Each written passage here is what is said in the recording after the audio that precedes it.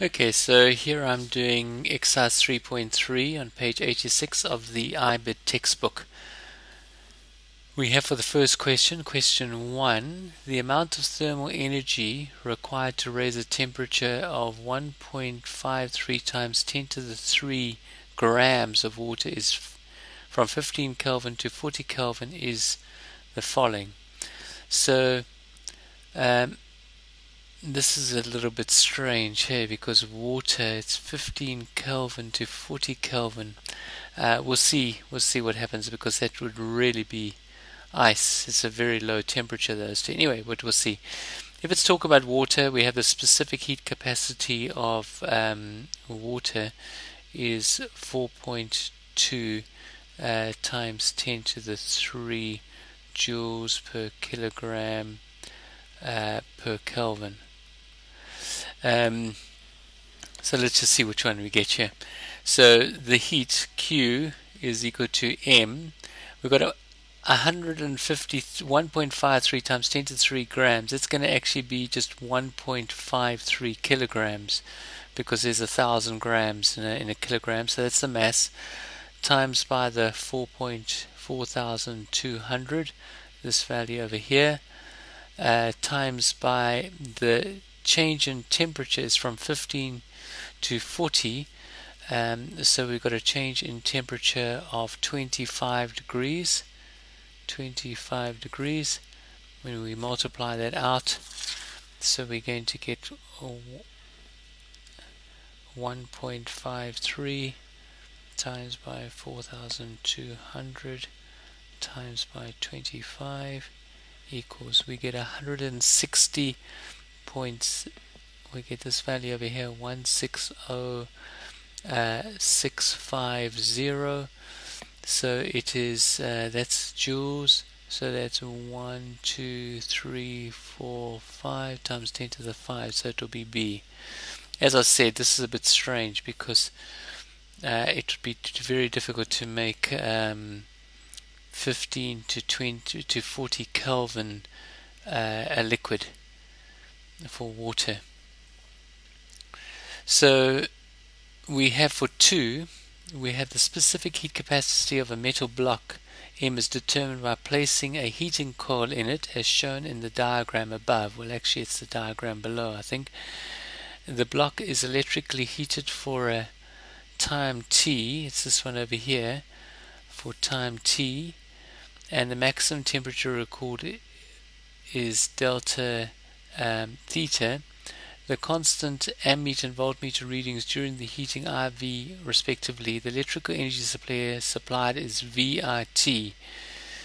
The specific heat capacity is best calculated using one of the following expressions. Now this VIT, if I can just power is equal to work over time.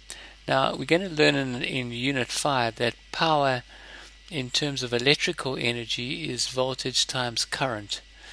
So if I have voltage times current as my power is equal to work over time, therefore work is equal to V, sorry, let me just write this again, work will equal VIT, or the energy would equal VIT.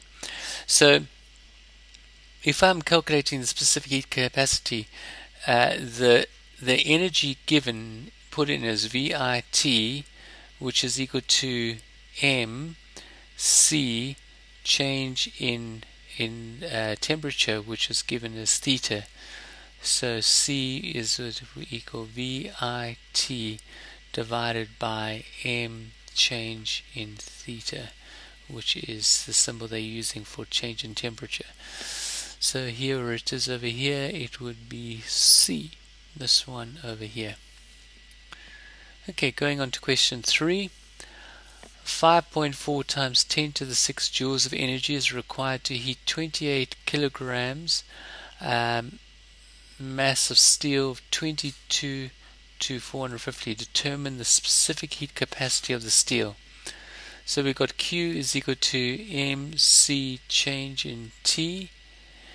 We have the amount of energy is given, 5.4 times 10 to the 6 we have the mass is 28 kilograms. C, we're wanting to work out the temperature change goes from 22 to 450, so it's going to be 423 degrees would be the temperature change.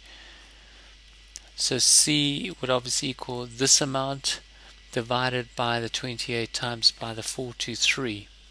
I hope you all see that. 5.4 times 10 to the 6 divided by 28 times your 423. So let's just work it out.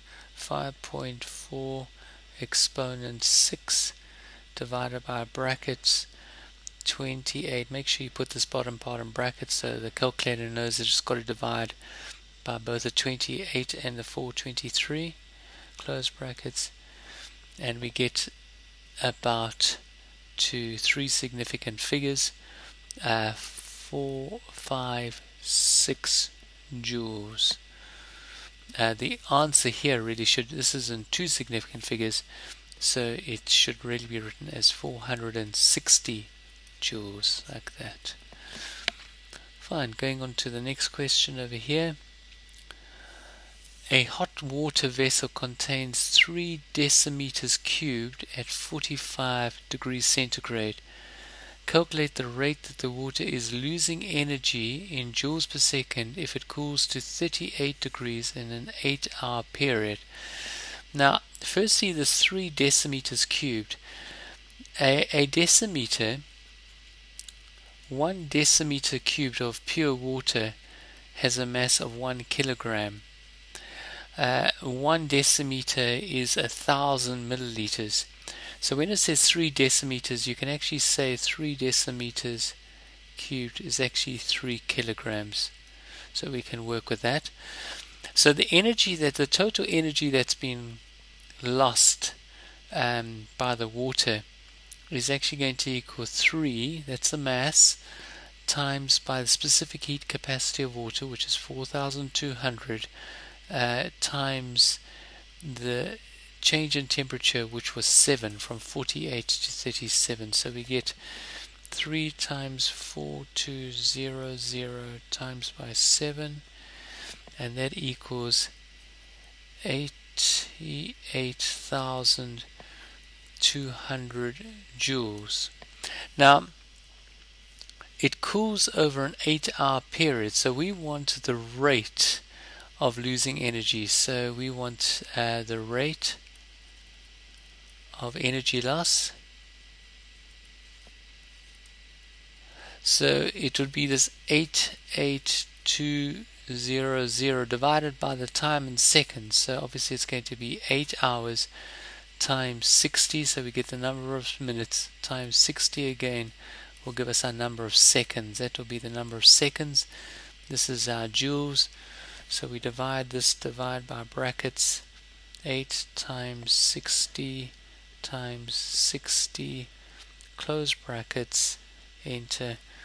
We've got about 3.1, putting it to two significant figures, 3.1 joules per second it's going to be losing. Alright, going on to question 9. We have, if 2.93 times 10 to the 6 joules is used to raise the temperature of water from 288 Kelvin to 372 Kelvin, calculate the mass of water present. Alright, so that's pretty straightforward. Q is equal to MC change in T. We got 2.93 times 10 to the 6 is equal to our mass, which we're trying to work out, times 4,200 is our specific heat capacity of water, and then the temperature change, it's going from 288 to 372, so that's going to be 72 plus 12 is going to be 84 degrees change. So obviously my mass is going to equal 2.93 times 10 to the 6 divided by 4,200 times 84. And so I do that. 2.93 exponent 6 divided by brackets 4200 times 84 close brackets, enter. I'm going to have a mass of now this is given to two significant figures here, three significant figures, two decimal places, so it's actually going to be 8.30 kilograms will be my answer for that.